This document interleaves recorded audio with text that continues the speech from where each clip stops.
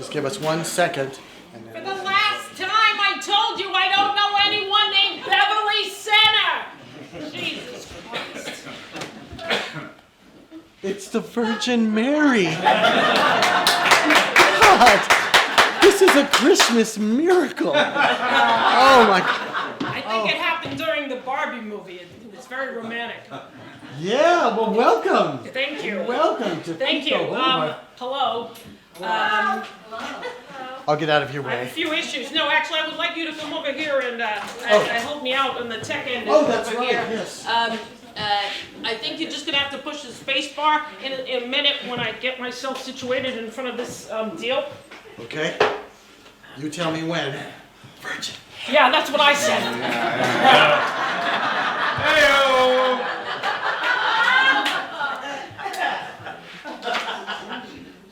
Jesus Christ. Okay. Here we go. The trouble started when we started to talk. My husband Joseph and me went for a walk. He saw my belly and broke out in a sweat. He said, How can you be pregnant? I ain't touched you yet. I'd like to think I'm not the gullible type. Don't go for male exaggeration or hype. So when I tell you this, it's gonna sound odd, but I think that I'm the portal for the Son of God. How did this thing get in me? Only God knows if I haven't been with Joseph, but apparently that's no guarantee. So how did this thing get in me? I'm educated as a shepherd's wife gets. I know where babies come from, I got pets. And Joseph spends all his time with the sheep, and you know, let's not even go there. I don't remember no romantic date, so now I'm thinking it was something I ate. I am a virgin and that ain't no joke. Watch your step, you know I think my holy water just broke. How did the thing get in me? Only God knows if I haven't been with Joseph, but apparently that's no guarantee. So how did the thing get in me? You know, when I was a little girl, my mother said to me, Mary, if you play with those boys, you're gonna get in trouble. When do I get to play with the boys? Back at the stable now, I'm starting to push. The cattle are lowing and there's hay in my tush. They give me frankincense and gold and some myrrh, but a good old epidural's what I'd seriously prefer. I couldn't make up more incredible things. There is a trio of the holiest kings, and I believe them because I'm told that they're wise when they say that there's a miracle just north of my thighs. How did this thing get in me? Only God knows if I haven't been with Joseph, but apparently that's no guarantee. And despite good behavior and carrying the Savior, I'm all aglow with divinity. So how did this thing get in me?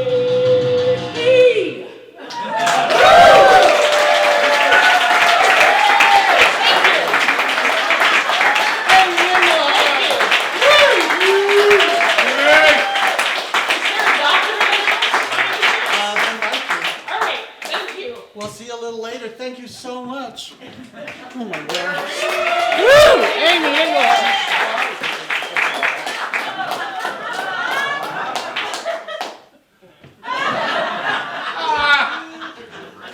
Welcome to Tell It.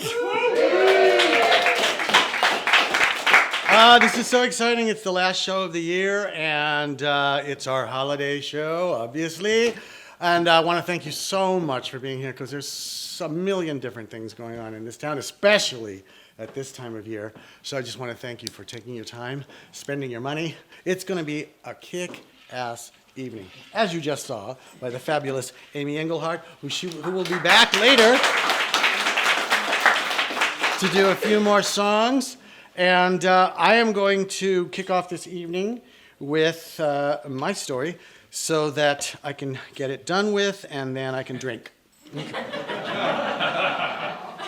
That's what it's all about. Okay. So, this story is called Too Cool for School. It's the winter holidays, Christmas trees, Hanukkah menorahs, shoplifting. In the late 70s, I worked at the Old World Restaurant in Westwood Village. Yes, some of you may know it.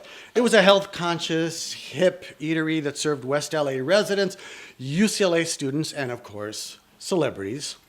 The waitstaff was an eclectic group, some fun-loving gay guys, actors, college students, a few Thai waiters newly arrived from Thailand, and me. It was a fun place to work and we all got along, but I gravitated toward one waiter in particular, a guy named Alan. He was thin, blonde, had a thick 70s mustache. He was soft-spoken, he smoked cigarettes, and had a slightly wicked grin that made you think he might have a secret. Although he had a nerdy vibe and dressed like a 50s car salesman, Alan was actually pretty hip. He was on top of all the latest pop culture trends, new music, and cool fashion styles. He was the first person I knew to get a rat tail haircut. You remember them? Yeah. Short hair with one little section long like this, looked like a tail. So rad. Alan turned me on to some great musical artists like Bonnie Raitt, T-Rex, and the inimitable David Bowie, and the works of artists like Warhol and Rauschenberg. I was always attracted to people like Alan, people whom I thought had a special insight or knowledge about things that were new and exotic. I always had the desire to hang with the cool kids. Then I actually got to be one of the cool kids back in middle and high school, when I became popular on campus from doing plays in drama class. That exposure and notoriety allowed me to move in more social circles at school and helped me win senior class president in 9th and 12th grade. Please hold your applause. You'd think that a pedigree like that would be empowering, but my coolness felt transitory. It was a facade. I felt confused about who I was, like most people in their 20s, and was always running around like the proverbial chicken with its head cut off. One night, Alan and I were hanging out with his buddy, Jody. They were opposites. Alan was blonde, waspy, and low-key. Jody was dark-haired, Jewish, and gregarious. He had a great sense of humor and a fuck it, let's do it kind of attitude. It was 2 weeks before Christmas, and Jody wanted to go nuts and buy lots of gifts for himself and his friends. So he came up with a plan for the three of us to get everything we wanted for Christmas. Jody's plan was to call stores, there was no internet then, and find out the exact cost of the things that we wanted to get. Then he would take either mine or Alan's personal checkbook, fill out the checks with the amounts, and then he would sign them, technically turning them into forgeries. We could shop without having to fill out checks in front of a clerk, denying them time to verify or question anything. And if they did, I was there to present my ID. This was back in the days when most people shopped with checks or cash. There weren't cameras everywhere, and merchandise wasn't scanned to death like it is now. Then, after our shopping spree, I would call the bank and the police and report that my checkbook and ID had been stolen. So we would have a solid alibi if we got caught. I don't remember why, but I volunteered my checkbook. I still wanted to be one of the cool kids. After we spent a few days calling stores and forging the checks, we were ready. Some of the stores we hit are gone now. Robinson's, the Broadway, Bullock's. Along with Macy's, we called the department stores for specific items like clothing, jewelry, stereo and camera equipment, and kitchen appliances. And we called places like Big Five Sporting Goods for tennis shoes, camping gear, and outerwear. Finally, it was 1 week before Christmas, 1 week before D-Day. The stores were jammed with people shopping. It was perfect. We'd be less scrutinized by the clerks, and we'd be oh so busy. The three of us walked through these stores feeling like badass gangsters. We were going to take down the corporate overlords of retail.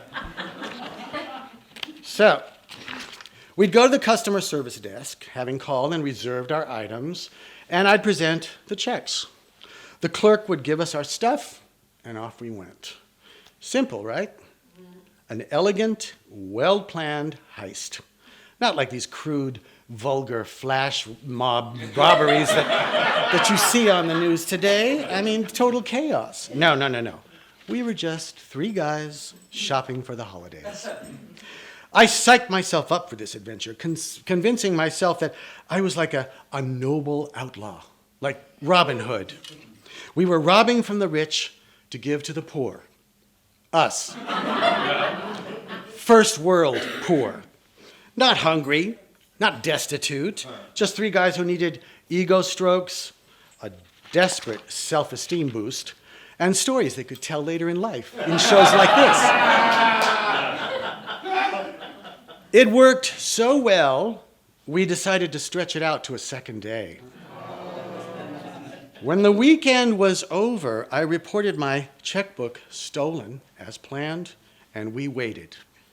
The stores started calling and writing letters, demanding their money after our checks bounced back from the bank. I just referred them to my police report and my alibi and tried to stay calm. After several weeks, it seemed we were in the clear, enjoying our Christmas loot. No arrest, no fine, and no jail time. But then, the karmic punishment began. First, I started waking up in the middle of the night in a cold sweat, imagining the police knocking on my door ready to drag me off to jail. Then, slowly, some of the things I stole started to leave my life. They got lost, or they broke somehow. I lost touch with Alan and Jody.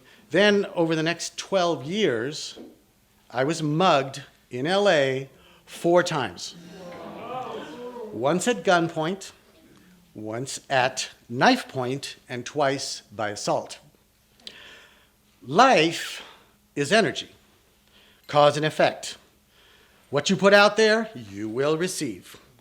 Was my shoplifting spree the cause that created the effect of muggings? Who knows? 3 of them were totally random. And I don't know anyone else who's been mugged so many times. I just know that being a cool kid is one of the lamest things you can aspire to. You will never outsmart, outshine, or outcool the universe. Thank you.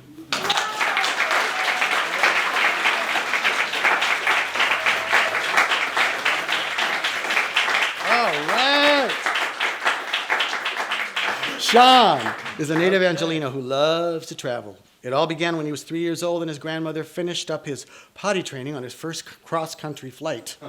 A few things have changed since then, but some are the same. He's still potty trained and still loves to travel. Sean recently celebrated 12 years with his partner, and despite his paralyzing fear of boats, he's been on more boats in the past decade while traveling than in his entire life. Storytelling and travel go hand in hand, I believe. So whatever happens, Sean always ends up with a good story to tell. This is the first time he's been here, so please give a warm welcome to Sean Hewitt. All right, lift this bad boy. Thanks, Pablo. All right. I am 10 years old, and my parents are not into the Christmas thing. No. There was a half-hearted attempt at Christmas when I was about 3 years old. The remnants of that failed Christmas are all around me. A broken Christmas tree stand here, a dirty Santa hat there. My parents were done with Christmas. The season no longer had reason, and something had stolen their jingle. Perhaps it was a backlash from their intense, unhappy parochial upbringing. As for me this season, I have only one thing on my mind. I want a Rubik's Cube. I'm obsessed. Those primary colors, that pleasing plastic sound as you twist it, the deep satisfaction of getting at least one side right, which is all I can do at this point. And I have to borrow my friend's Rubik's Cube at school to practice, which has become completely uncool. I want a real Rubik's Cube and not some brand ripoff. Now, it may seem quaint today, but back in the 70s and 80s, when you ask for a name brand anything and you end up with the generic, whether it's a fake Izod shirt, knockoff Levi's, or something that looks like a Nike shoe, life gets really crazy at school. You immediately lose status. It's as if you walk into the classroom with your off-brand stuff and an alarm goes off and you want to die. I want a Rubik's Cube, a real one. And of course, at 10, I don't have the capability to understand that my parents are doing their very best, and off-brand is better than going new to school.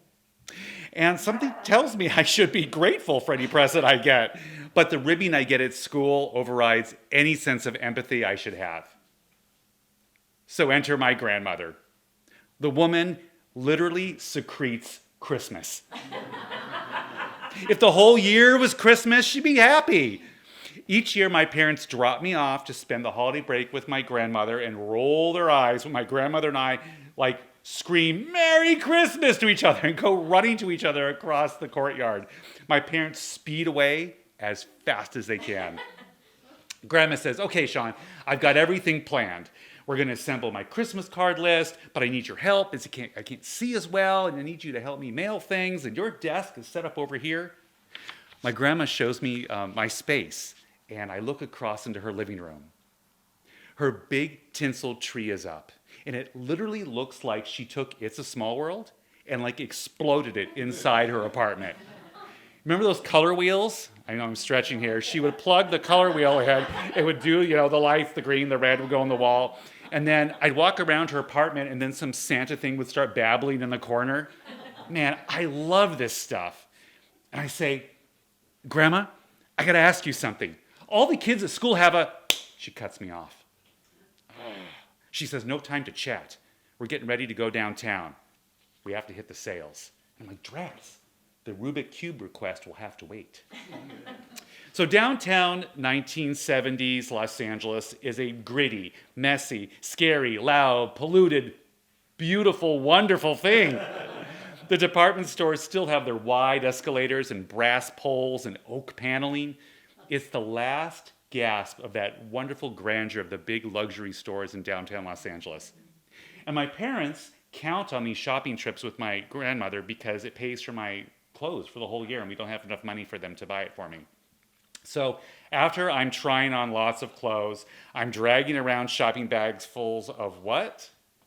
Off-brand clothing.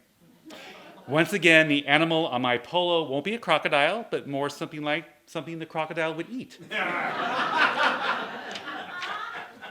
Grandma, I want a Rubik's Cube.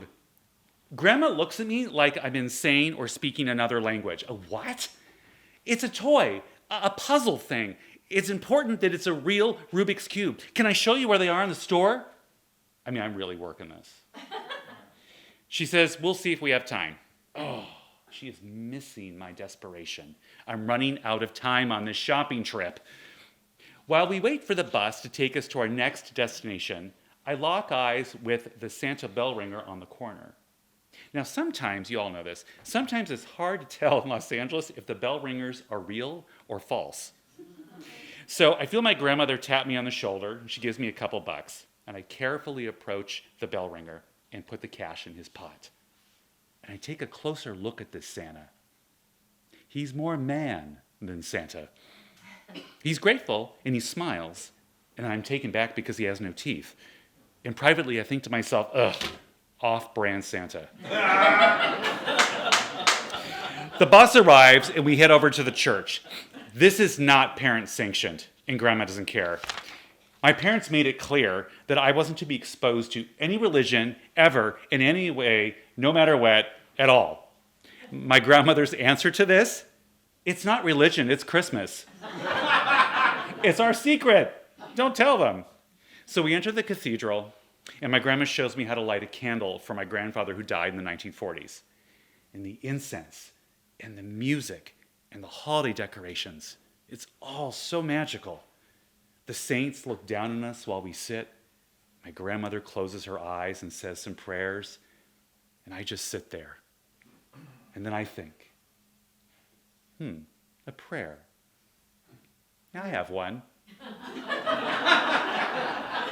I want a Rubik's Cube! Ugh. So I say, whoever you are, my name is Sean. I really want an on-brand Rubik's Cube, not a knockoff. Please tell my grandma, thank you. And I assume praying is like sleeping, so I sleep. I mean, my grandma wakes me up, and then, we head home. So back at my grandma's apartment, we send out her Christmas card list, we make cookies, we sleep, we play Old Maid, and I know, right? And we watch animated holiday movies with the claymation.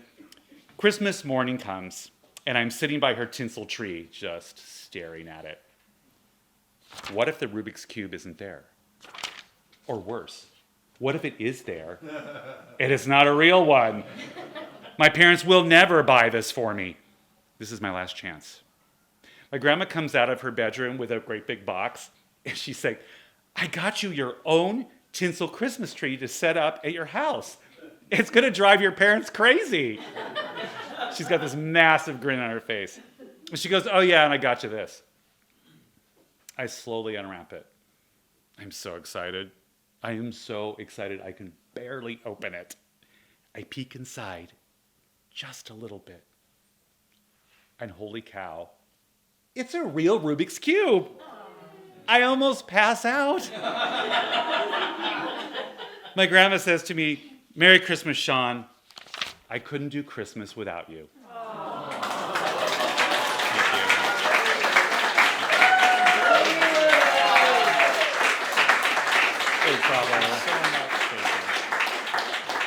All right. Our next storyteller was most recently a staff writer on season 1 of True Lies on CBS. She's, you have a fan right there. She's lived in 8 different countries. That's my ooh. Worked with 20 plus sports teams and once had a colleague put a curse on her because she wanted her job. Yeah, that's for another night. Story thing. She's a fellow in the Native American Showrunner Program, was a 2022 Disney program writer, a writer for Spirit Rangers, an animated series on Netflix, nominated for 7 Children's and Family Emmy Awards. Her story tonight is from her book, Growing Up with Granny, A Survivor's Guide.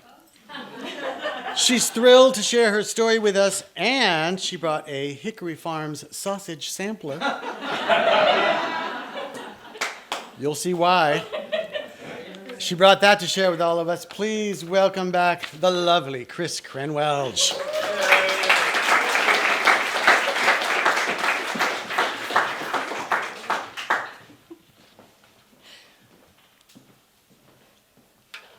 My birthday is so close to Christmas, it's usually a non-event. So as a kid, I counted on Christmas to make up for it. Each year, I'd carefully curate my list after hours of researching toys in the Sears Wish Book and clothes in 17 magazine. I was serious about this list. My family knew it, and I usually got everything on it. The year I turned 12, my list included the Bonnie Bell Lip Smacker collection, Cheap Trick's Dream Police album, and a short-lived Barbie named Growing Up Skipper. I think you saw the movie, right? If you haven't, if you rotated her arm, she grew a pair of plastic boobs.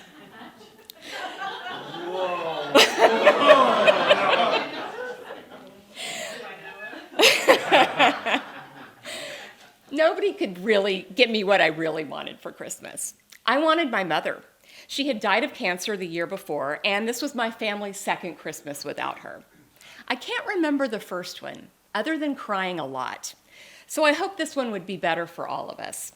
My dad was a NASA scientist and worked a lot, so my mother's parents moved in to help take care of me, my little sister Lori, and my baby brother Mark. My grandparents were different than my mother. She'd led my brownie troop and was president of the PTA. Granddad watched Hee Haw at ear-splitting levels and liked to roast nuts. Granny binge-read People magazine and never missed her Saturday appointment at Scooty's beauty salon.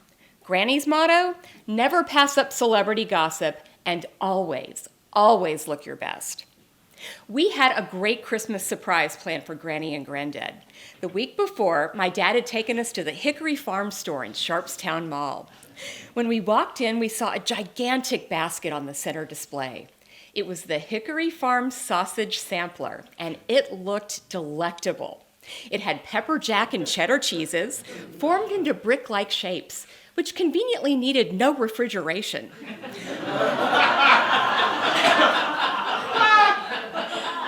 Along with 3 different types of sausages and beef sticks, crackers, dried fruit, and candy. And there was a bonus cheese, my favorite, a port wine sharp cheddar cheese ball covered in almonds. Hickory Farms thoughtfully included a plastic knife and tucked everything snugly in a wicker basket with plastic hay surrounding it, as if it came straight from Hickory Farms itself. Clear cellophane wrap covered the basket, and a huge red and green striped bow tied it together at the top into the most festive gift I have ever seen. We had to get that basket for my grandparents. I told my dad they deserved it. Granny cooked, cleaned, and had stopped smoking Camels. Granddad let us adjust his lazy boy and taught us how to use his CB radio. They even postponed their trip to the Grand Ole Opry for us. This was a great way to pay them back.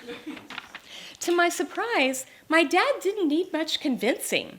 He said he was pleased it was so reasonably priced for the value. As he took it to the register, I tried to look calm, but inside I was ecstatic. My grandparents were gonna love it. This was the best present we had ever gotten them. Plus, I couldn't wait to eat it. We hid the basket under our sink in our wet bar the entire week. Every day I'd peek at it, careful to not let the cellophane crinkle, and alert Granny. Then, late on Christmas Eve, my dad lugged it out from under the bar and we presented it to Granny and Granddad. They let us kids open it. We tore into it like wild jackals cornering a sweet young rabbit on Mutual of Omaha's Wild Kingdom. Cellophane flew as we each targeted the items that had tempted us for days.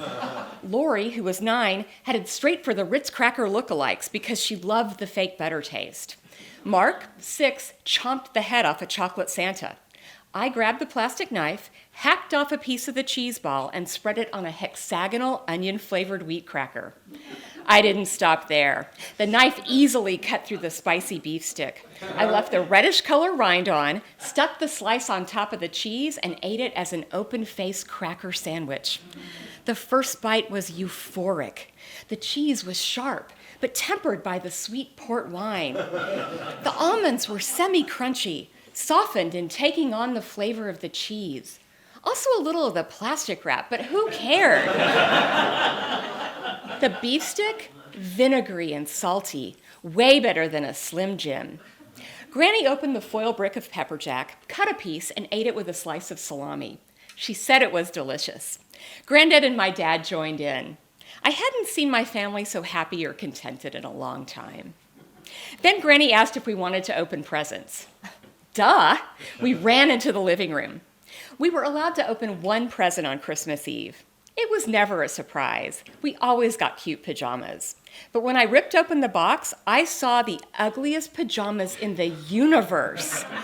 The bright yellow flannel top had an icky, flame-retardant feel. And on the front, huge green iron-on cursive lettering read, "Beauty is from within." Beauty is from within? What does that even mean? And why is it on a pair of pajamas? It sounded like something you'd say to ugly people to make them feel better.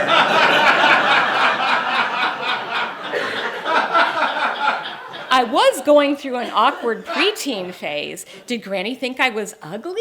Or was this just a misguided fashion choice? I looked over at Lori and saw she had gotten the same pair of pajamas. Her expression mirrored mine. Half confusion, half horror at the monstrous pajama top I was holding up and the weighty message it carried on its chest. We got Granny a great gift, and she ruined Christmas. This wasn't fair. My mother was a perfect Santa. She would never have gotten us inspirational sleepwear. Why did Granny do this? Why was she even living with us? And why was I so thirsty?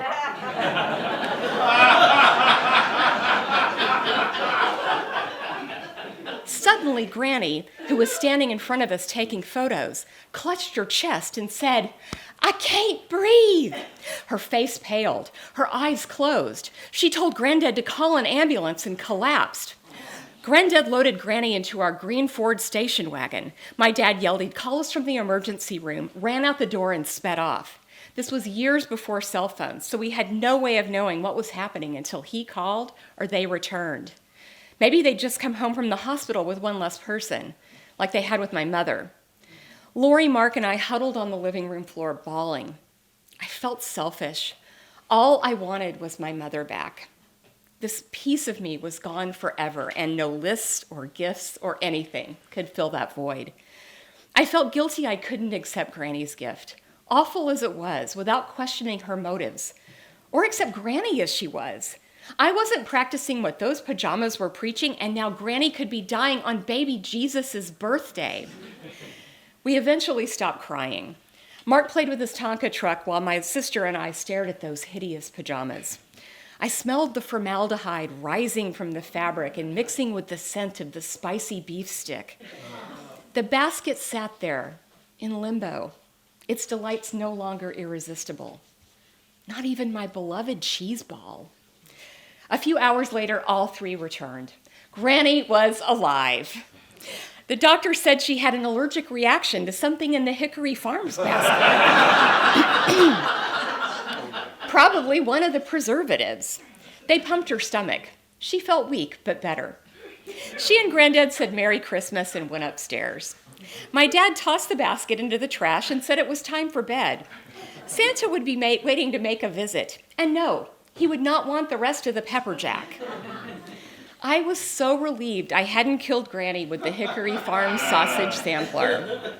Even if I got the growing up skipper for Christmas, which I did, a doll was not going to cut it as far as learning how to really grow up. Granny wasn't my mother, but she was the closest female connection I had left to her, and I couldn't imagine losing her too. I could imagine losing those pajamas. Luckily, I didn't have to wait too long. They got holes in them and disintegrated 3 months later. Thank you.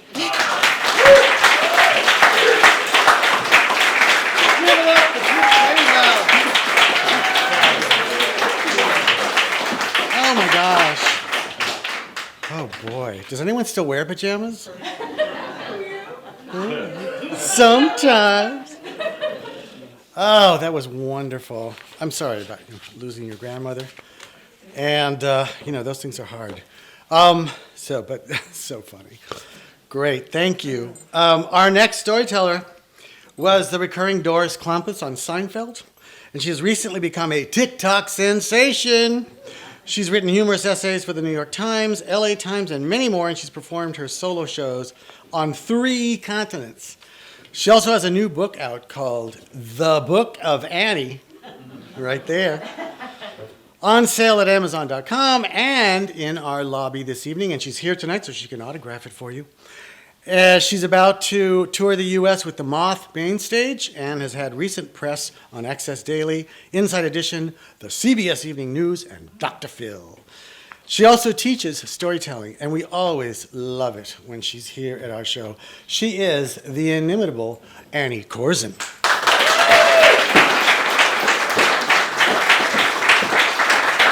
this high enough for you? I think this is fine. Okay. Do you like my boa? Yes. I just thought I'd ask.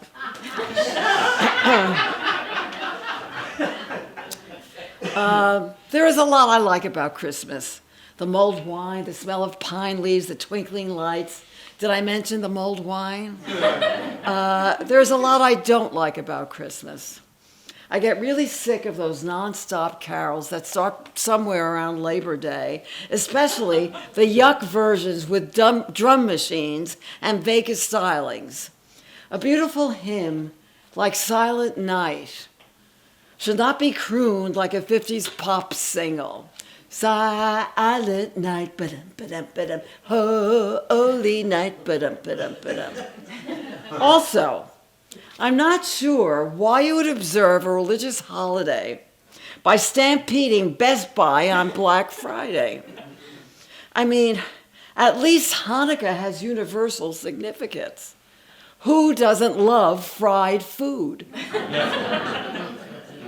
And then there's the old JC himself, Christ the Savior.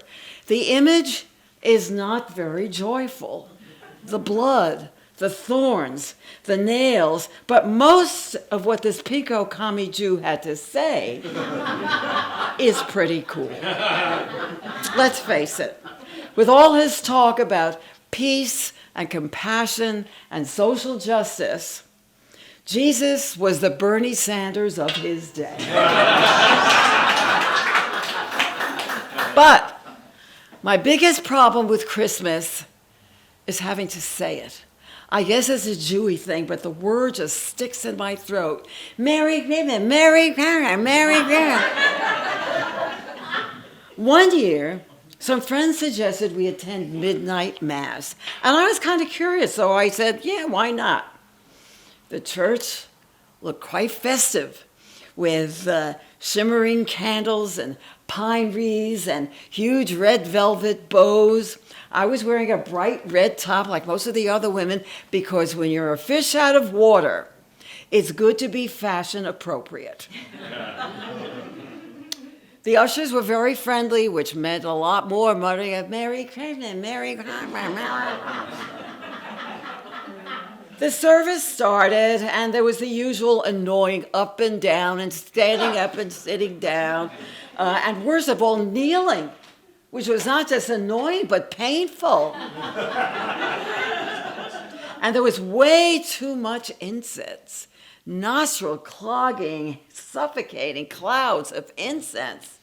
But I did like the robes, and I did like the music, and most of all, I liked the sense of theater and pageantry and ancient history.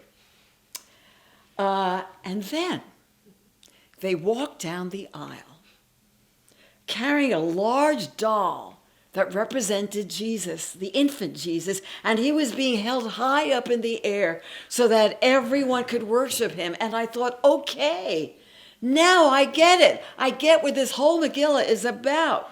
They are celebrating a child, a pure and innocent babe.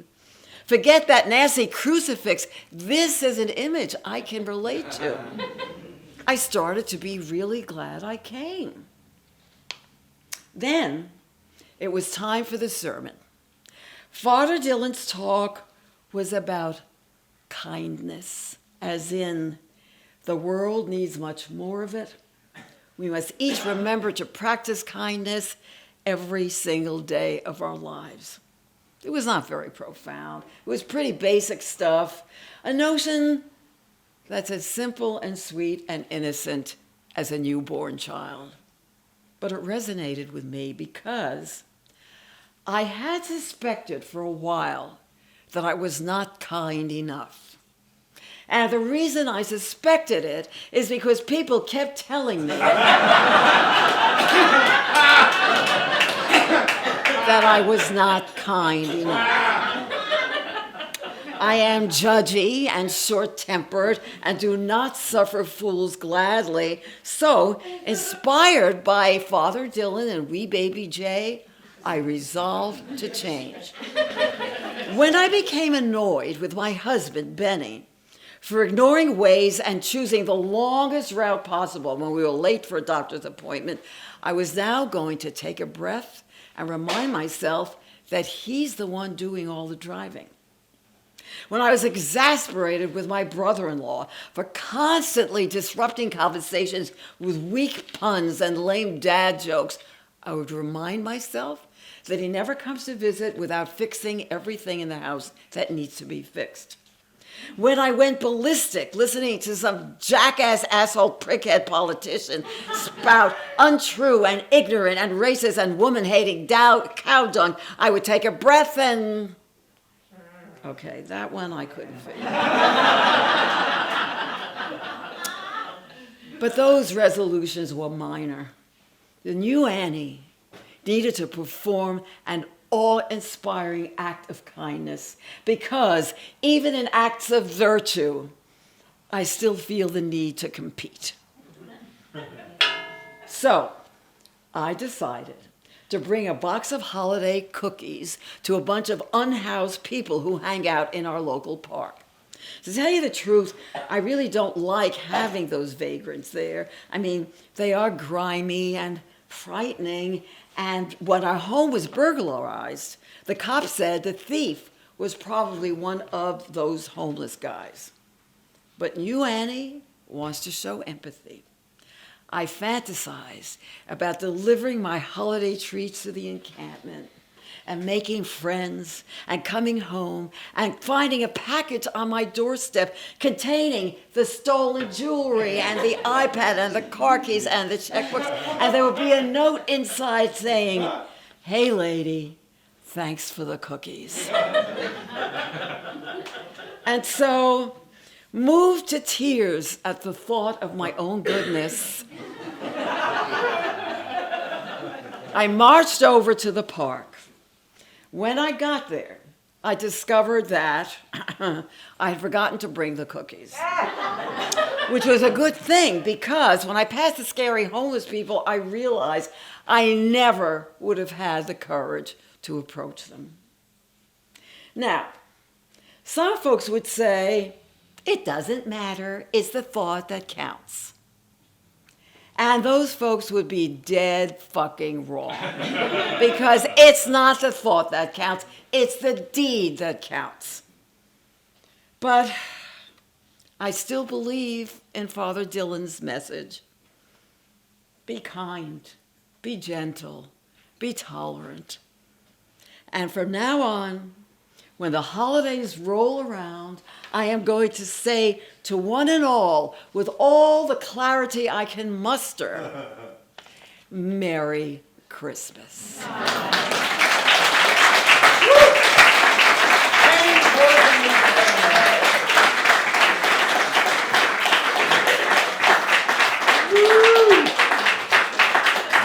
Awesome. All right. I'm going to move this aside for a second. Oh, that was lovely.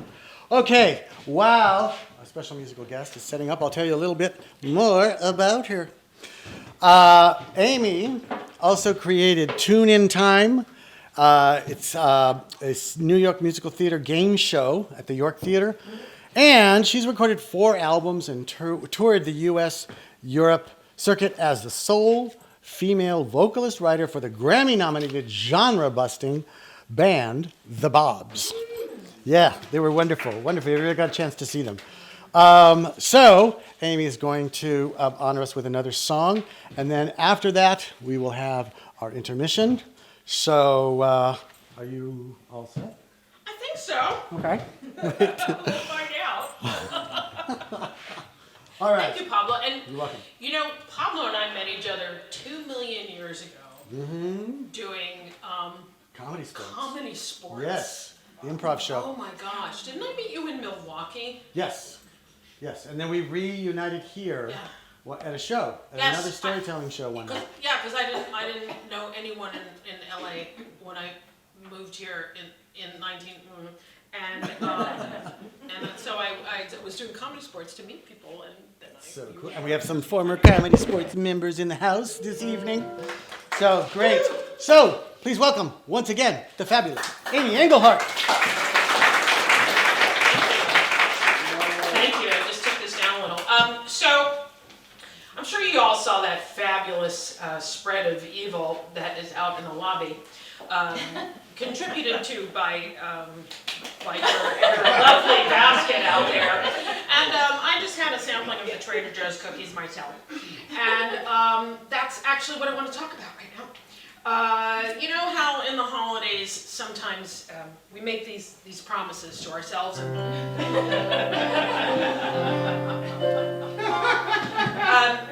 I used to think it was funny. I don't think that anymore.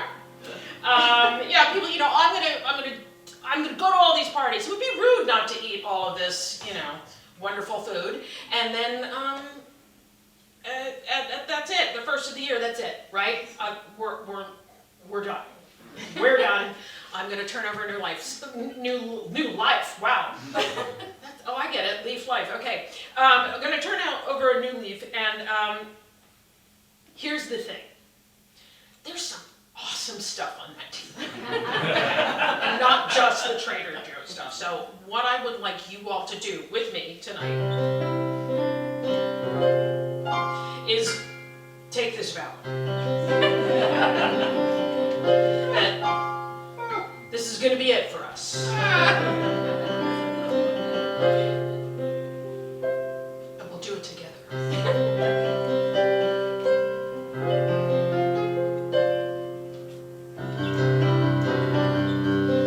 Nom nom nom nom nom nom, crisp apple strudels. Nom nom nom nom nom nom, schnitzel with noodles. I love you, but I'm letting you go. Don't tempt me. You know I can't say no. You're at your best. I'm at my worst, so I must insist that we end this sick tryst. But there's one thing I got to do first. My last carb hurrah. My last carb hurrah. One more roll, then I quit. No, this is it. Then I'm joining a gym with the Spites, my last carb hurrah. Challah and pizza and warm snickerdoodles. Just look at me. And again, don't. There are substitutes I can substitute, but I won't.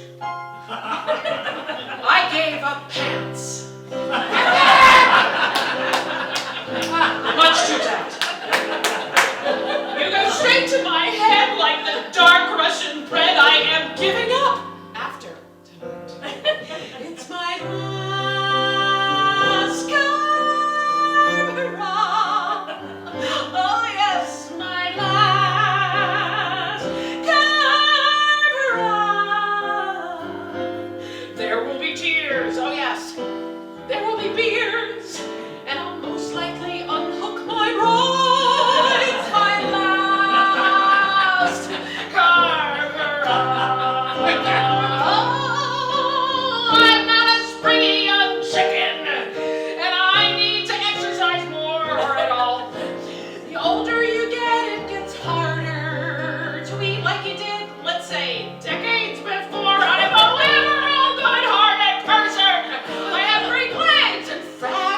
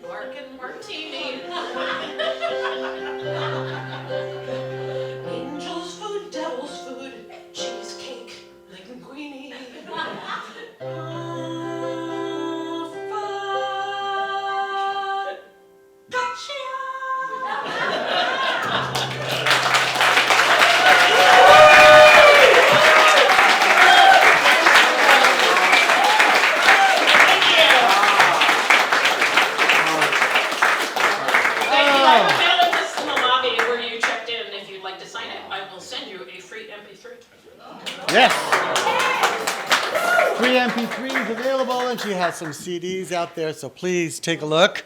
And don't make this your last carb hurrah tonight. Don't eat all the cheese, I'm coming. So we're going to take a little intermission, and like I said before, as soon as the line in the bathroom is done, we are going to come back. So please, help yourselves. There's plenty of stuff out there.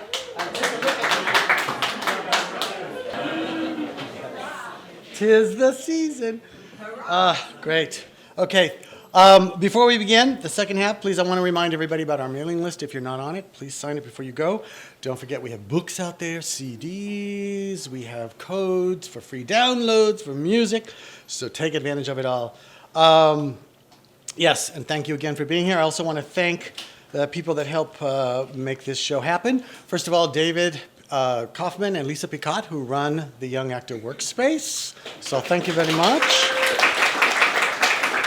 They're dear friends, they're actors, and I've known them for many, many years. Unfortunately, they couldn't be here tonight, but yeah, they wish everybody happy holidays, and we will continue to be here at the studio. Hopefully next year, because we get such an amazing turnout and amazing performers, hopefully we can go to maybe 2 nights, so that people have a choice. And both nights. well, you get a special discount if you can come both times. But yeah, we'll see how that goes. But because of your generosity and fabulosity, it's been getting crowded. So that's a possibility. The other person I'd love to thank is the wonderful storyteller and storytelling show producer. She runs a show at the Glendale Room. Glendale, if you're in that area, it's called Revealed. It's the first Sunday of every month.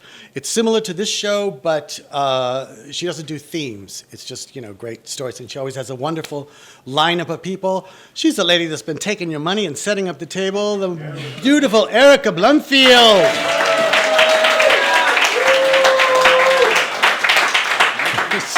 She just popped her head in like this. Okay, so thank you again for being here, and let's get on with the show.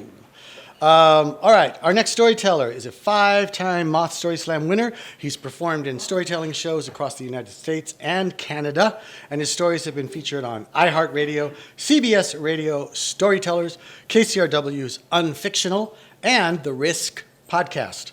Next month, he'll be telling a story at Our Lips Are Unsealed, which is another great show all about rock and roll.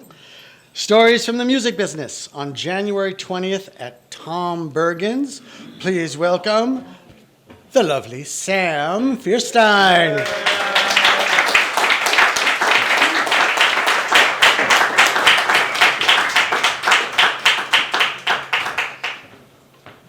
Firestein. Why do I always do that? Fierstein, Firestein, Firestein. It's anti-Semitism.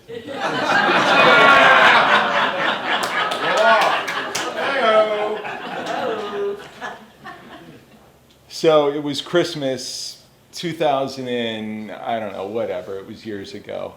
And I was driving down this just pitch black highway somewhere in Orange County. And all I can think is, it's like, how did I get here? Right? Like, how am I here?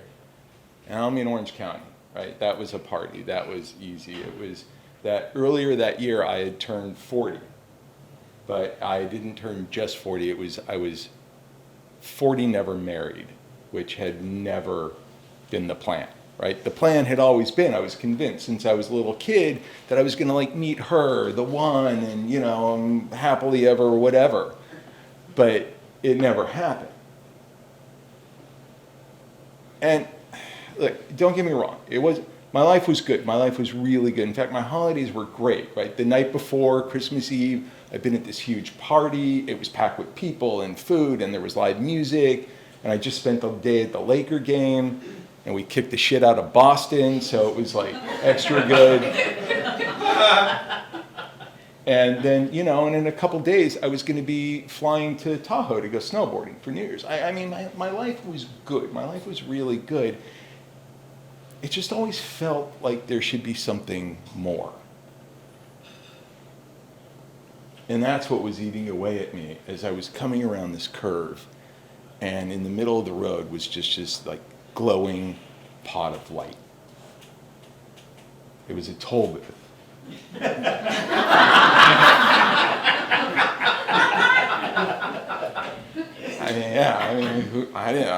I wasn't expecting it, and there was just one stall open, and I pulled up, and there was this woman there working all alone, and I was so surprised because she just greeted me with the warmest Merry Christmas that I'd ever heard in my life. Like, it was so sincere and inviting. Like, I actually wished her like Merry Christmas, like sincerely, maybe for the first time in my life.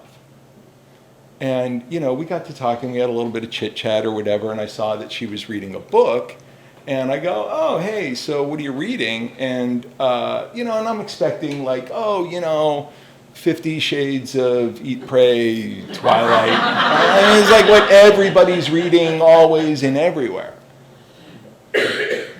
But she says, oh, I don't know, it's kind of weird. It's called Bluebeard, and it's by this writer, I don't know if I'm saying his name right, Kurt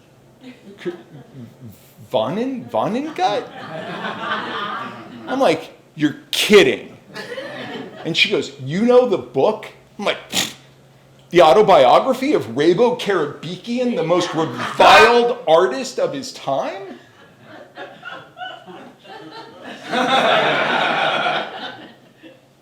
No, like that went over like a sack of rocks, because she's looking at me like, who are you, madman, arriving out of nowhere to quote this like insane book to me, right?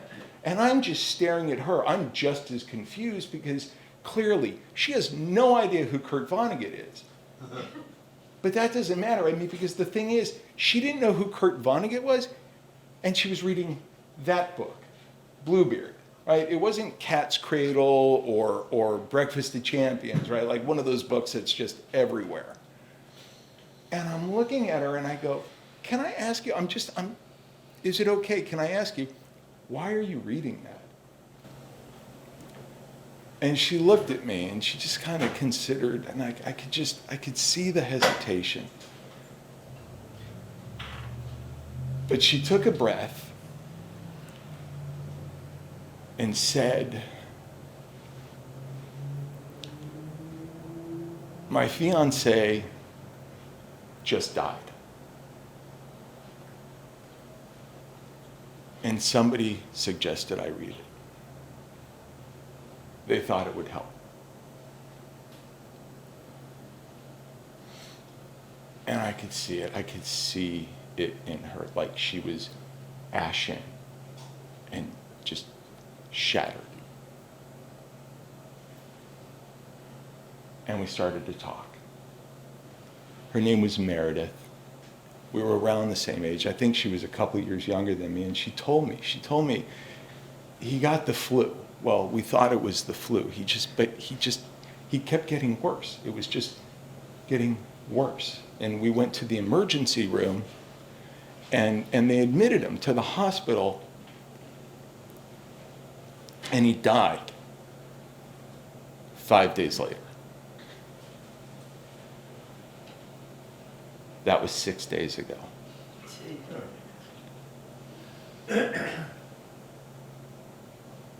What do you say to that? What? There's nothing you can say that can make any of this okay. Right? And I'm just looking at her because it's just,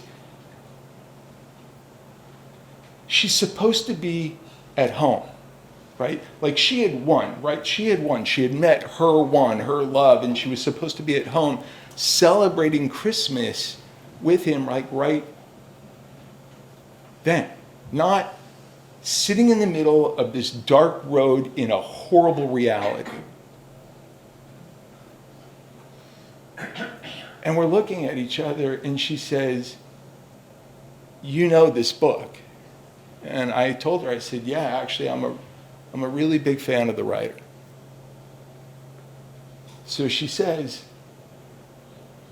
do you know why they would tell me I should read it? And I'm like, no. I didn't say it, but God, no. Like what insane, who's the madman who told her, read Kurt Vonnegut, right? I'm like, he is not on Death and Dying. He is not the 7 Stages of Grief. He's not exactly what you would call the sunniest, most uplifting guy out there, right? Which is exactly why I loved him. I discovered Kurt Vonnegut when I was 16 years old, and I picked up a copy of Slaughterhouse-Five.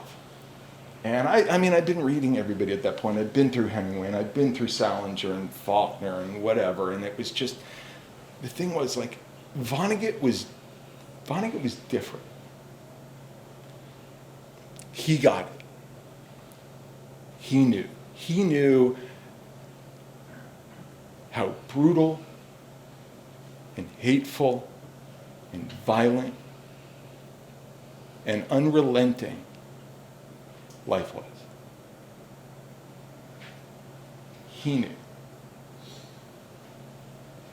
And I would just sit there all night, locked in my bathroom, burning through cigarettes, reading Vonnegut. And Bluebeard was the first new book he published after I discovered him. And I'd read it twice. But at that point, it had been 15 years.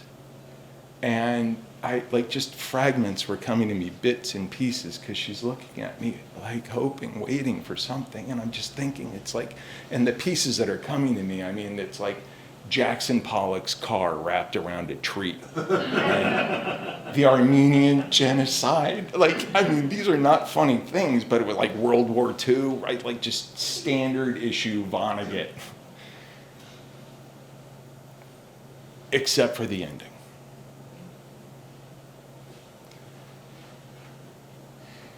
Rabo Karabekian, the protagonist, the artist, like Bluebeard, had a secret locked away. And it's talked about and discussed throughout the book, and he'll never give up the secret until the end. And I'm looking at Meredith, and she's looking at me, and I swear to God, I couldn't believe it, because there was a flicker of something. I won't call it hope. But you could see it in her. She was still, in spite of everything, open to the idea of it. And I told her, I said, it's those last 30 pages, those final chapters, the way it rolls out. You never see it coming. But it's perfect.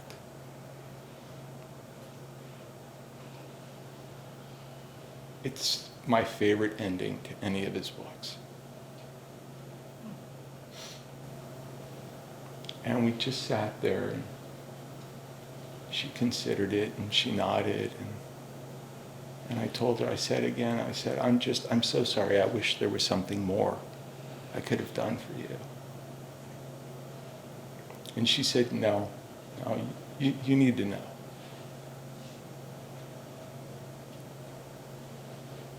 You made me feel better.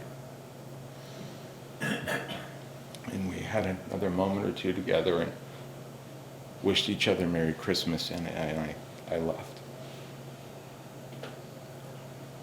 I don't know what happened to Meredith, and I can't imagine how slowly time must have passed for her. And I couldn't stop thinking about her, and when I got home, I pulled Bluebeard off of my shelf, and I had every intention of reading it again. But I never got past the quote that opens the book. It's from Mark Vonnegut, Kurt Vonnegut's son. And Kurt had asked his son one day, he said, "What is the meaning to life?" Mark is a Harvard-educated doctor who also suffers from bipolar disorder, and he's been hospitalized for it many times, and he's written beautifully about it. And he wrote his father a letter, and in it he said, I'm a person who has suffered.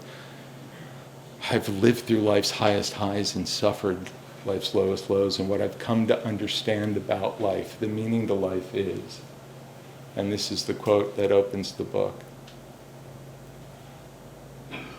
we are here to help each other get through this thing, whatever it is.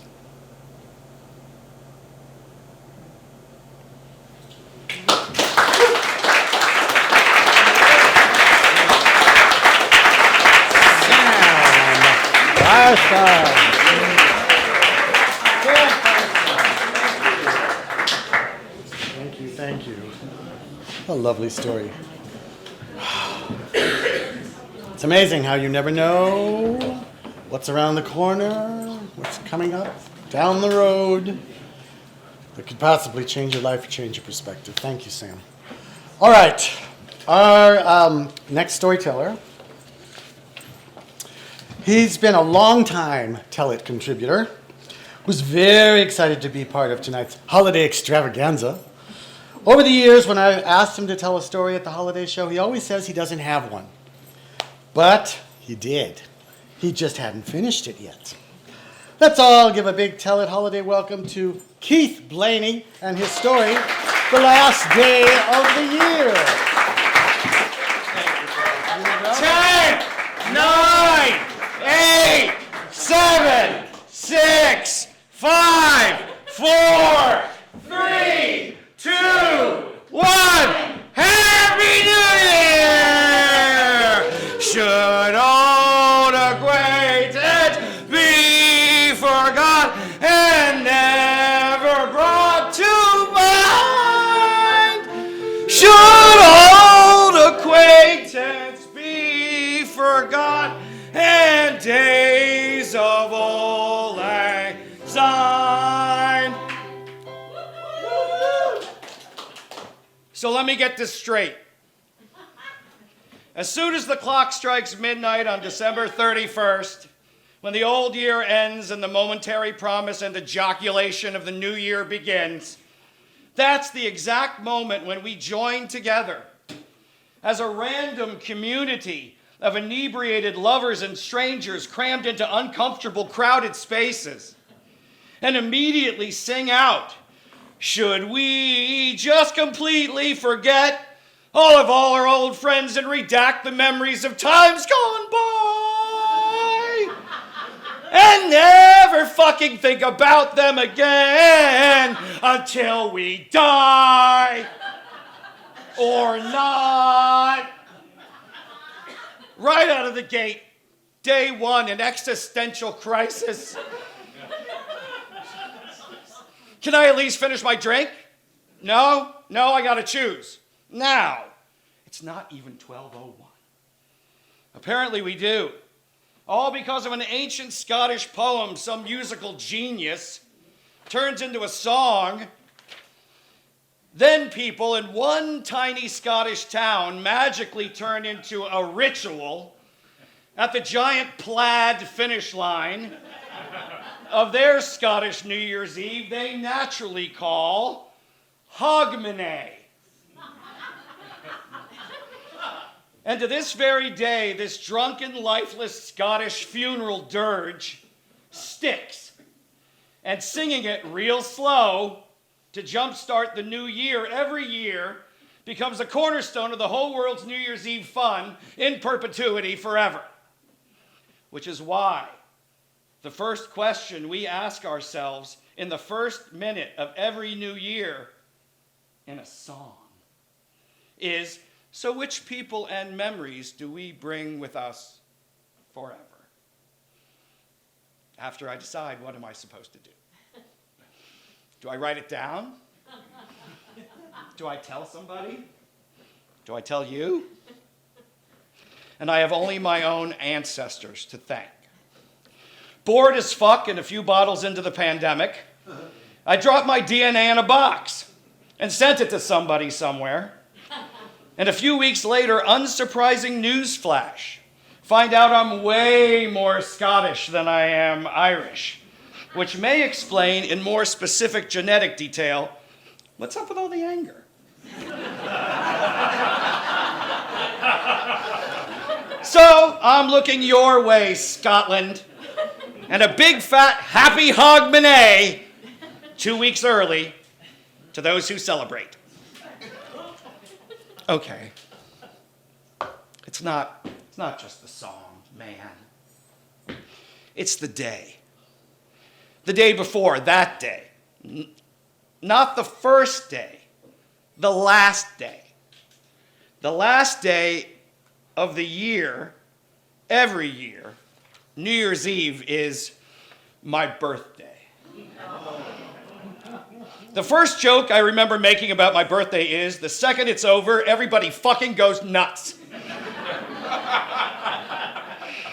You do. It's true. From the moment I opened my eyes on the morning of December 31st, every December 31st, the first thing I see and hear on the radio, on television, on social media, is that the day, the year, and my birthday that just got started a few minutes ago here in bed, that everywhere else all over the fucking planet is almost already completely fucking over.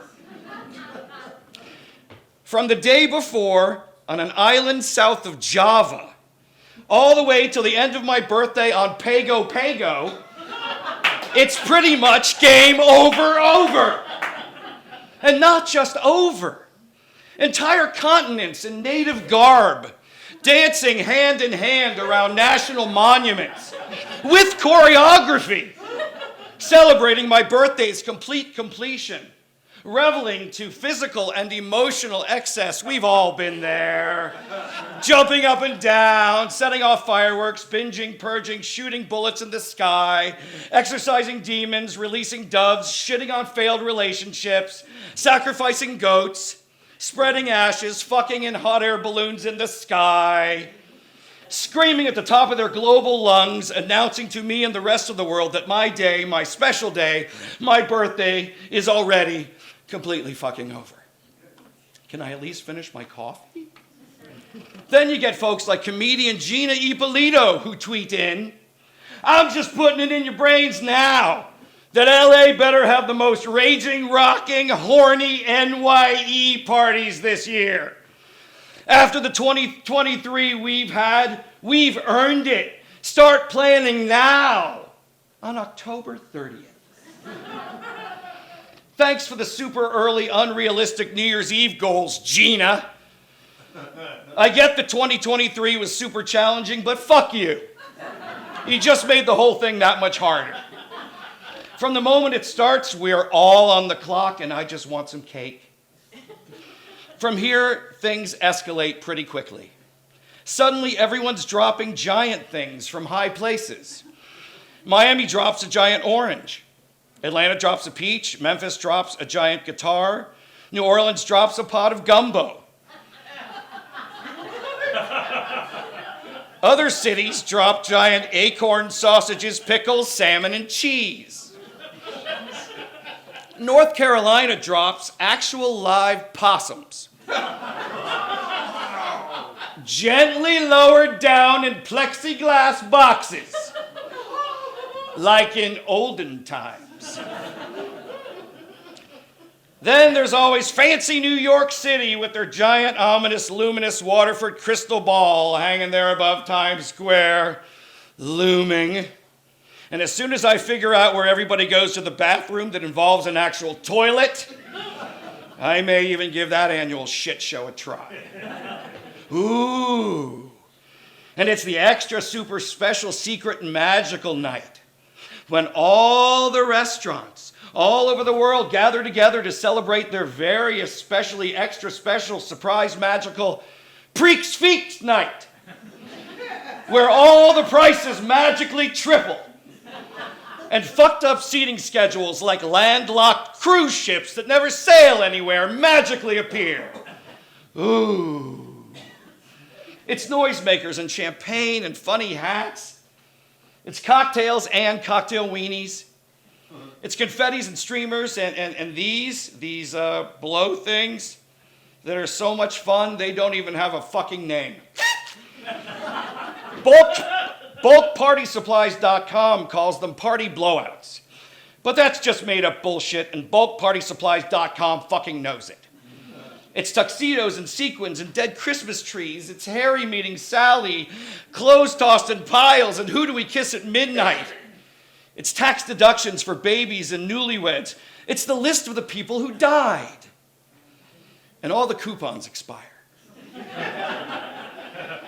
It's DUI checkpoints for irresponsibles and amateurs. It's a night of impractical, life-altering resolutions made after too much drinking. What could go wrong? So many rituals, so little time. And I never know to choose the red pill or the blue pill. Is there another pill? Yes, I can hold. Over the years, friends and loved ones have gone way out of their way to make my birthday special, and I love them. But there's always a giant party going on over there that isn't mine, and I fucking hate it. It's out with the bad and in with the good. And could everybody just slow down? My therapist does not call it RBS, restless birthday syndrome. But I do. Maybe it's all because of the first one. Legend has it, the day I was born in Miami on the last day of 1965, I almost died. And since I just won the congratulations, you're a Catholic lottery, I was immediately baptized and given the last rites by an emergency priest. All because I was gonna die at 1 a.m. on my day one. 10, 9, 8, 7. Happy New Year, Frank and Teresa. Fuck Guy Lombardo, I'm Keith. I imagine the looks on their faces.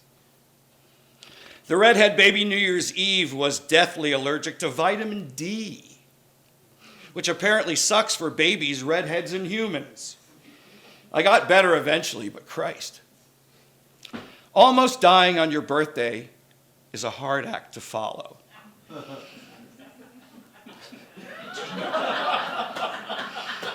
That's why I never know what to do. Until last year, when I figured it all out. Lunch. The answer is lunch. I love lunch. Lunch at the Smokehouse in Burbank. Fine food at a fair price since 1946, says so right on the sign. The Smokehouse. It's just that simple.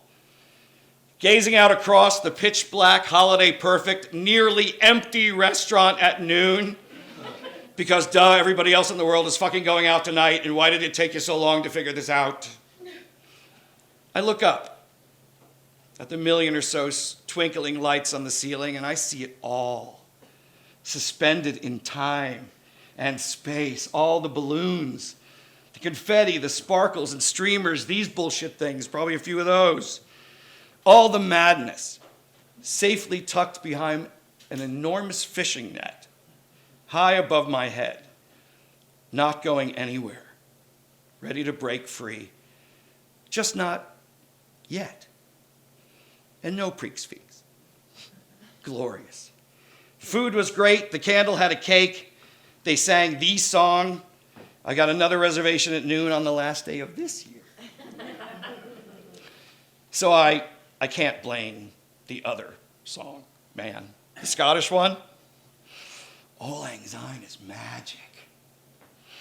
We just never make it to the last verse, after the middle part about how people fight all the time. That's the one with all the answers. There's a hand, my trusty friend, and give me a hand of thine. And we'll take a right goodwill draft for Auld Lang Syne. It says to shake hands, even if it's hard, and have a beer. That's what it says. So shake hands, drink up and sing. Don't argue with me. I'm Scottish. 29%! For old lang syne, my dear. For old lang syne. We'll take a cup of kindness yet for old lang syne. Happy Hogmanay, everybody!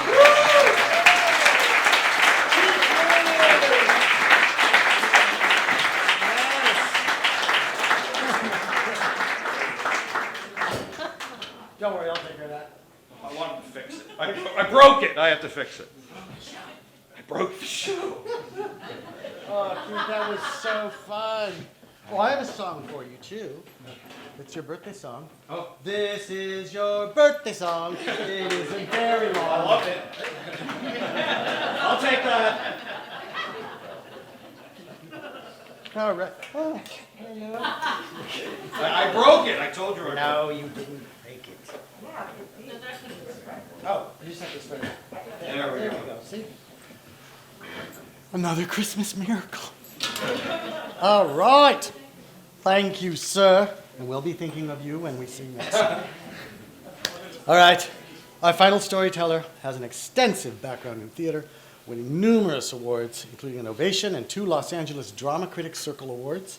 She's worked on TV, film, was the voice of Baby Piggy on The Muppet Babies, and sculpts colorful, whimsical creatures out of paper mache. They're amazing. Talk to her later. Do you have some pictures of those creatures that you make? The paper mache ones? Oh, they're amazing. So, yeah, if you can take a look at them. Currently, you can see her in the movie Pie in the Sky with Kay Callan, streaming on Apple TV. She loves the challenge of telling personal stories because of the danger and the places she asks herself to go. And she's also the co-producer of a show called Backstory that takes place at the Victory Theater once a month. It's a show of poetry, storytelling, and flights of fancy. So you can ask her about that too. So please welcome the wonderful Laurie O'Brien.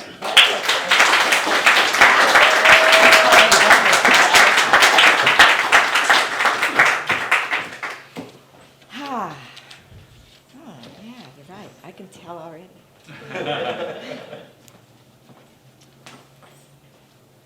Jesus, it was chaotic. Gut-churning, headache-producing chaos. Too many people in too small a place, on a day always filled with too much expectation. Christmas Day. And it's hot and it's dry and it's sunny, the way it can be on Christmas in LA, which always discombobulates me because I grew up in Colorado and it's supposed to have snow or something, right? And on this particular Christmas, some 20 years ago, more and more people keep getting sprung on me, literally. Very late on Christmas Eve, my husband, Carl, announces that my sister-in-law is coming over for Christmas Day with my teenage nephew and my wheelchair-bound mother-in-law, Adele, who has lots of problems, including macular degeneration, and as it turns out, a severe cold and a cough that makes it sound like she's trying to expel her lungs. Also joining us will be my wheelchair-bound, bipolar, Parkinson-stricken, diapered, hyper-talkative, lifelong socialism pontificating father-in-law, Ezra. Yep, my husband is going to desert me late Christmas morning to go fetch his father from his nursing home way across town. Now, please understand, it's not that I don't want these people here. I love these people, every single one of them. It's this last minute thing. And why is it that I didn't know about this earlier? Well, I think it's because my husband's not a planner. He thrives on spontaneity. And Christmas wasn't a big deal for his family. There were no real traditions, so I think that Christmas is just another gathering, which may or may not happen, so it becomes a sort of improvisational surprise thing, which, like the weather, discombobulates me. Because my family, while not classically Norman Rockwell ritualistic traditionalists, we definitely prepared for. We certainly consistently celebrated Christmas. A small group of us calmly unwrapping thoughtful, elaborately decorated presents in the morning and then spending Christmas Day relaxing, or at least my dad did while he was watching football while the women folk prepared and served dinner. Okay, it wasn't perfect. It wasn't great, but you get the idea. Anyway, also in the mix is my mother, who has flown in from Denver. That's no surprise. She always comes. And my dad, which is very unusual because basically he hasn't stepped foot on an airplane since he got off his Liberator B-24 at the end of World War II. But here he is, barking and growling and scowling, which I know is just a symptom of his uneasiness with anything new and the fact that he can't hear worth a damn, but it feels judgmental. And it makes me want to tap dance him into a good mood, like I did as a kid, whenever he came home in an alcoholic funk, and it was my job to make him happy so that we could have a semi-decent dinner. Also, Daddy is disappointed with the Pasadena Inn where we had to put him up because my house is just too small, which makes me feel like a total failure and makes me want to tap dance extra hard. Mom, content as usual with sleeping on the couch, is my only possible source of equilibrium, except not really, because she too has macular degeneration, and I can't help but always worry about her kind of stumbling around in the dark. Nobody better hug me, Dad growls as we wait for the others to arrive. See, it's just my parents and me and our youngest teenage son, Corey, there at this point. I hate it when people I don't know hug me. Okay, see, my dad has never met my in-laws, which is really scary, and so I start tap dancing by making Dad a salami sandwich with the works, including horseradish. It's a memory from a past Christmas, and he seemed very pleased, so this is really good. Yay! So as Corey starts banging on his Christmas drum set, I ask Mom to get Dad another beer while I start soaking the clay pot, because did I mention that we're cooking dinner? Yeah, another of Carl's spontaneous ideas. It's a clay pot chicken dish called Garvey's Garnished Gallo, which includes exotic things like chorizo, green mango, plantains, pineapple, shelled green peas, and I mean, it's delicious, but it's not simple, not real traditional. And I want to get started on this but my husband Carl insists on doing things himself as usual, and has made it very clear when he left that to get his dad that I'm not to do anything, not with the food while he's gone. But I measure out the rice anyway. While fantasizing playing gin rummy with Mom out on the sunny deck. It's just another Christmas memory because Mom's basically blind, remember, and well, the shit is about to hit the fan. Because I don't know how they managed this, but I mean, they were coming from all directions of the town, and you know how big Los Angeles is. But everybody arrives at exactly the same time. That's right. Simultaneously, in rolls, not only the wheelchair crowd, but also Carl's ex-wife, his daughter, her husband, our two little grandchildren, one of which is an infant, and our adult son, Case, who is a maybe recovering junkie, or maybe not recovering. Because the moment he arrives, Case starts guzzling all the juice in the refrigerator, plus more than his share of the beer. And throughout the day, between cigarette breaks out on the deck, he complains about there not being more sweet stuff in the house.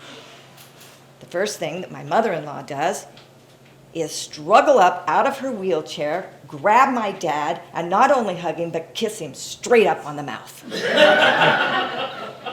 My nephew joins Corey at the drums. Carl parks Ezra in the living room and hurries into the kitchen. My dad, mumbling something about unsolicited physical contact and men cooking, follows Carl and plants himself at the counter between the kitchen and dining room to continue working on his crossword puzzle in pen.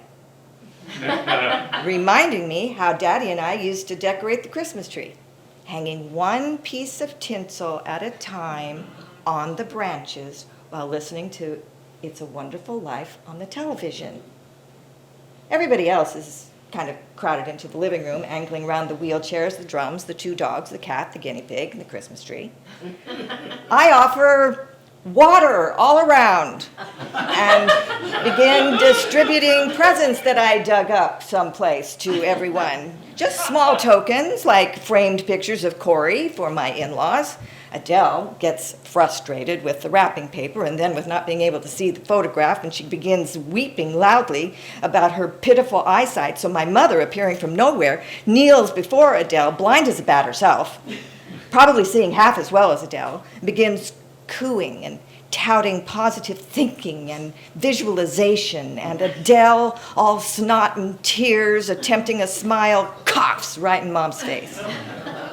Mom just wipes away the mucus and then goes back to holding Adele's hand as I turn to Ezra, who is breathing heavily and doing some sort of weird lithium side effect thing with his mouth.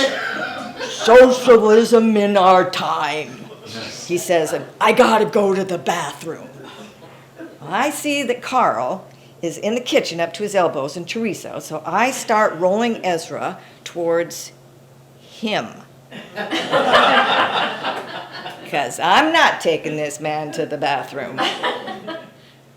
Plus, the downstairs bathroom is tucked in right next to the kitchen. I know, that is really gross. Carl, God bless him, sees me. He stops chopping, he rushes to take over.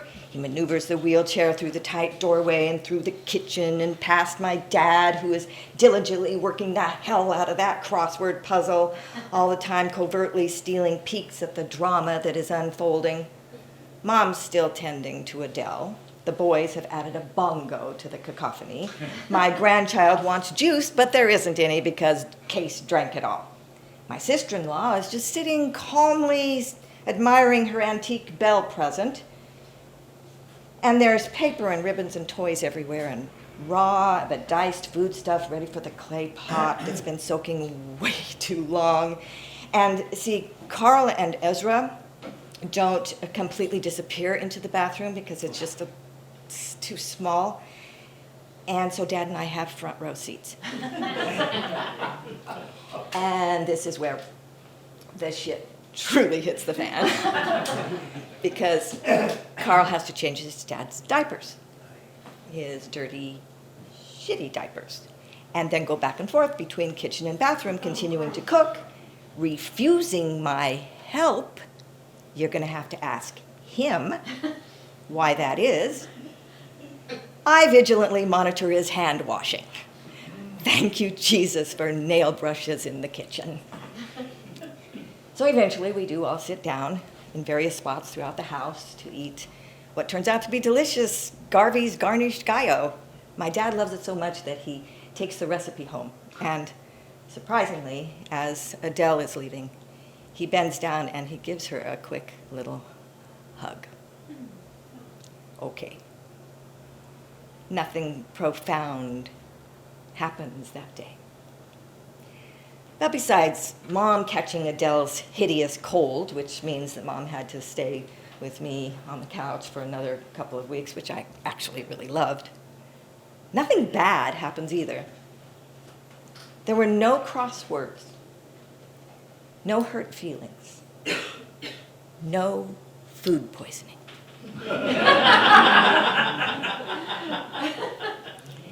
And that's the last time that all those people are gathered in my home altogether.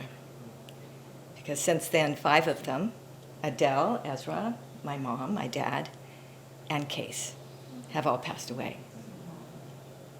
I suspect that Christmas might always disappoint me somewhat, but I'm grateful that I had that Christmas, because it really helped me lower my expectations.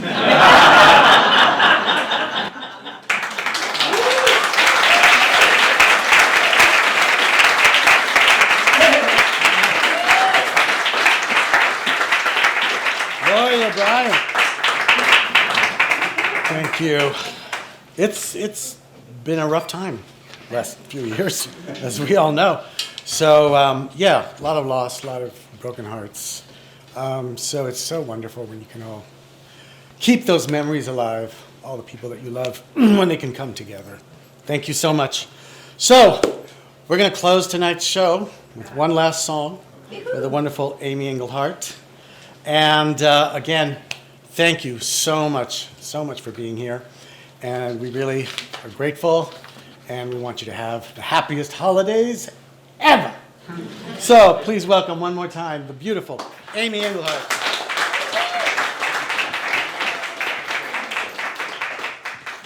Let's hear it for Pablo Mark.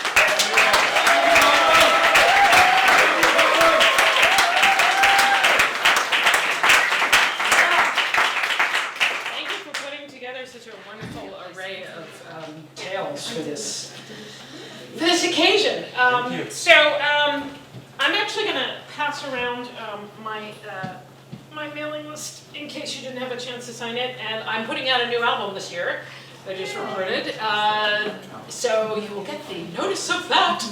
And when I'm doing stuff in LA and New York and other places. So I listen to a lot of NPR, and I'm feeling a lot of people in this room do too, because we're all listeners. And I heard this spectacular story a few months ago that really struck me to the core. It was one of those driveway moments, I guess they call it, when you're forced to sit there and wait until it ends, and your husband is wondering why the garage door has come up and come down, and there's no you, and you're just sitting there just in stunned silence. And so I wrote this tune based on it.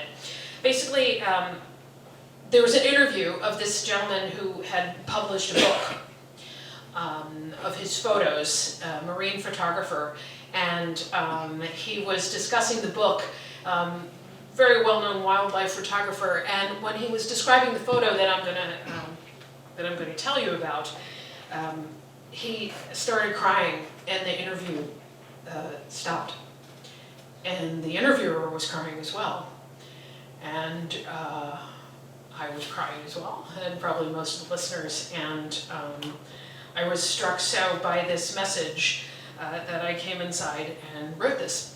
And it now closes every show that I do because it's something that I sincerely care about, and I think it's especially prescient this time of year, and maybe particularly this year, about the connection that we have with each other and the importance of recognizing that. And of course, we've just come through a time in our history when connection was extremely important. So that is what I wish to leave you with tonight, the thought of connection and looking out for one another. And again, thank you to Pablo.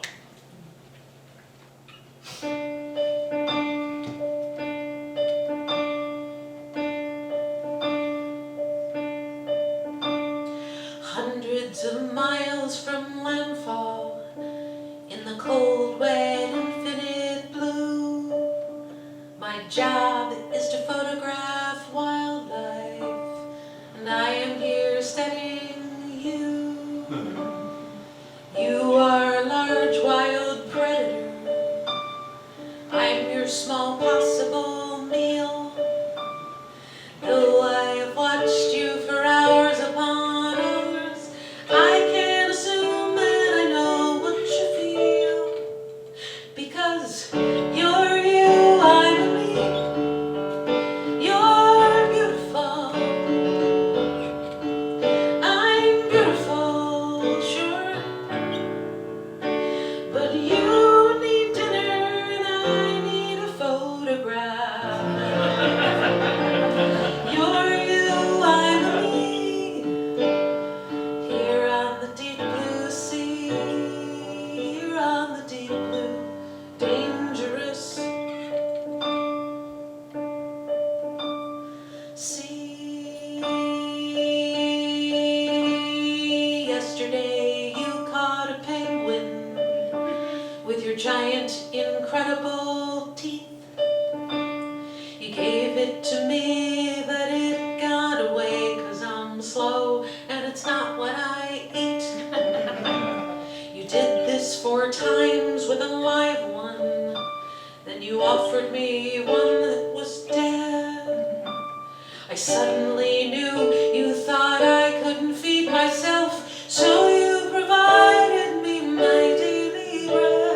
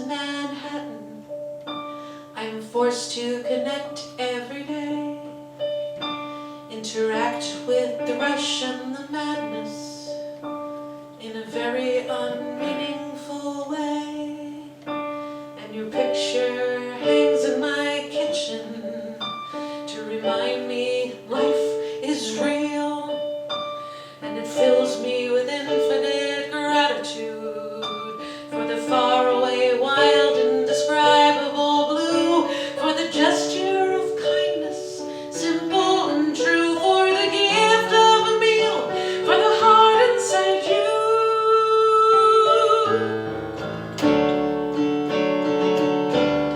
You're beautiful.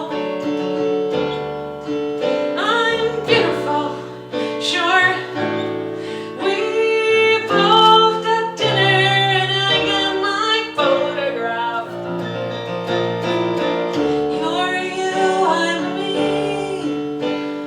Here on the deep blue sea. Here on the deep blue, dangerous sea. You're beautiful. You're beautiful.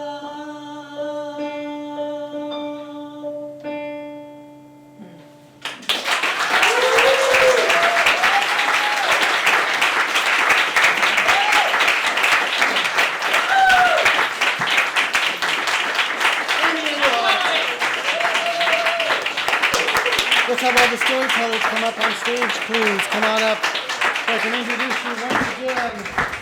Oh my gosh. Let's give another round of applause. Roy O'Brien, Darren Christine, Annie Corbin, Johnny Wood, Keith Brady, Ian Engelhardt. All of you, thank you so much for being here.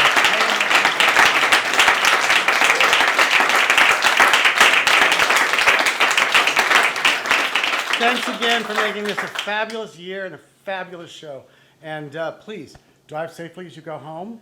If you're interested in participating in the show at some point next year, please talk to me after the show. We'll be here for a while. Hang out. There's more wine, there's more refreshments, and these wonderful people here that you can talk to.